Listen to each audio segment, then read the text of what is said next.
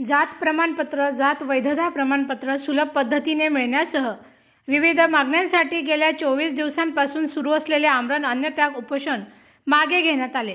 तहसीलदार यांच्या वतीने आदिवासी कोळी समाज बांधवांना जात प्रमाणपत्र देण्यात येऊन उपोषण मागे घेण्यात आले।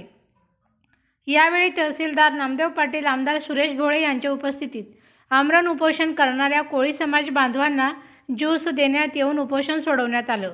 यावेळी अधिकाऱ्यांच्या वतीने शाळकरी विद्यार्थ्यांना जात प्रमाणपत्र देण्यात आले। 24 दिवसात आदिवासी कोळी समाज बांधवांच्या वतीने झाडावर चढून बोंबा मारून तसेच आकाशात मंत्री यांचे फोटो असलेले फुगे सोडण्यात येऊन तसेच मंत्री गिरीश महाजन यांच्या कार्यालयाला कुलूप ठोकण्यात येऊन अशा वेगवेगळ्या पद्धतीने आंदोलन करण्यात येऊन प्रशासनाचे लक्ष वेधले होते। अखेर आदिवासी कोळी समाजाच्या आंदोलनाला यश आले आहे। 24 दिवसापासून हे उपोषण चालू होतं आणि आज मला वाटतं तहसीलदार साहेबांनी ते उपोषण सोडलेलं आहे। हे मला वाटतं याबद्दल मी फक्त प्रशासनाला एकच विनंती करेल की हे कंटिन्यू चालू ठेवावं। तुम्ही वेळेनुसार पुरावे बघा, पण कंटिन्यू चालू दिलं तर मला वाटतं या समाजात जी तीव्र भावना होती ती परत निर्माण होणार नाही।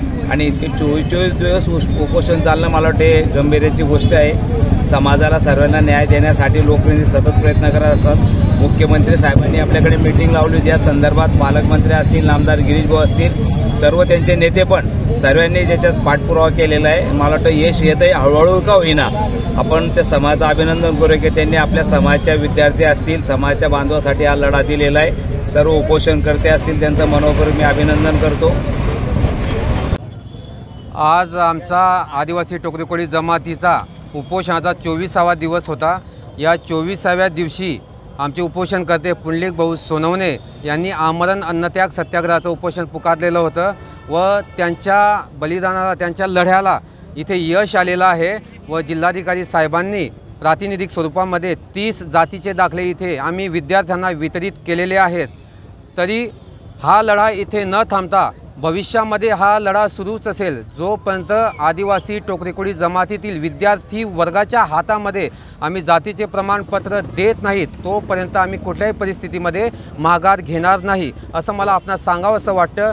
त्याचप्रमाणे या 24 दिवसाच्या लढ्यामध्ये आमच्या ज्या समाज बांधवांनी इथे उपस्थिती लावली त्यांचं सर्वांचं मी आमच्या वतीनं त्यांना खूप खूप धन्यवाद देतो व ज्या राजकीय पक्षातील काही मंडळींनी आमच्या या उपोषणास्थळी त्यांनी उपस्थिती दिली नाही त्यांना मला एक विनंती करावीशी वाटते की येणाऱ्या काळामध्ये त्यांनी आदिवासी टोकरी कोळी जमातीविषयी कोणतीही अपेक्षा धरू नये। जेव्हा जेव्हा ते आमच्या गावामध्ये येतील त्यांना नक्कीच आम्ही गावबंदी करू असा इशारा जे राजकीय पक्षाचे नेते सांगून सुद्धा आले नाहीत त्यांना मला सांगायचं आहे की जेव्हा तुम्ही प्रत्येक गावामध्ये येणार तेव्हा तुम्ही विचारपूर्वक करूनच यायचं आहे, कारण की आपणास आजपासून गावबंदी करण्यात येत आहे असं मी आपल्या माध्यमातून सांगू इच्छितो व भविष्यामध्ये आमचा लढा खूप तीव्र स्वरूपाचा असेल। आज जरी हे जातीचे दाखले वितरित होत असले तरी याच्यामध्ये कुठल्याही प्रकारचा खंड न पडता कायमस्वरूपी वितरित करण्यात यावे, अन्यथा पुन्हा आम्ही इथे लढा उभारू। पुन्हा आम्ही आमच्या जमात बांधवांच्या न्याय हक्कासाठी, वंचित घटकांसाठी आम्ही इथे उपोषण असो किंवा जे प्रातिनिधिक स्वरूपाचं जे काही वेगवेगळ्या प्रकारचे आंदोलन असो ते आंदोलन इथे पुकारले जाईल असं मला आपणास सांगावंसं वाटतं। व काय तुम्हाला नेमकं आज आश्वासन दिलं, काय केलंय त्यांनी आज तुम्ही त्या आंदोलन मागे घेतलंय? तहसीलदारांनी आम्हाला आश्वासन दिलं की आम्ही आज तुम्हाला प्रातिनिधिक स्वरूपामध्ये 30 जातीचे दाखले आम्ही तुम्हाला देत आहोत व येणाऱ्या काळामध्ये आपले जातीचे दाखले कायमस्वरूपी देण्यात येतील, याच्यामध्ये कुठल्याही प्रकारचा खंड पडणार नाही असं त्यांनी आम्हाला सांगितलेलं आहे।